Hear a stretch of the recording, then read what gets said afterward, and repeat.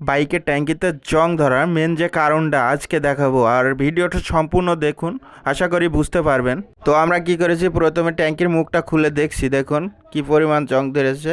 এই যে দেখুন, মুখের ভিতরে পুরো জং ধরে গেছে। ট্যাঙ্কির যে মুখ আছে, মুখের ভিতরে জং ধরে গেছে। তো আমরা কি করব, এই বাইকটার ট্যাঙ্কিটা খুলে নেব, আর খুলে নেওয়ার পরে দেখাবো। তো আমরা বাইকের ট্যাঙ্কিটা রিমুভ করছি, দেখুন কিভাবে। এই যে বাইকে যে ট্যাঙ্কি আছে, ট্যাঙ্কির ভিতরে দেখুন কি পরিমাণ পানি ঢুকেছে। আর এই পানি ঢুকলে কিন্তু আপনার বাইকে যে ট্যাঙ্কি আছে, ট্যাঙ্কিটা পচে যাবে। আর পচে গেলে কি হবে, আপনার বাইকের ট্যাঙ্কিটা নষ্ট হয়ে যাবে। আর এই দেখুন কি পরিমাণ পানি, এগুলো কিন্তু সবই পানি।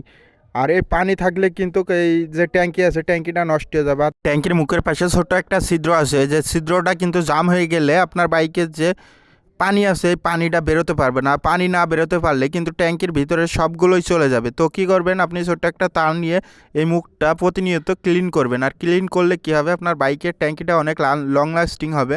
তো আমরা পেট্রোল দিয়ে ওয়াশ করে দেখব যে ছিদ্রটা ক্লিয়ার হয়েছে কিনা।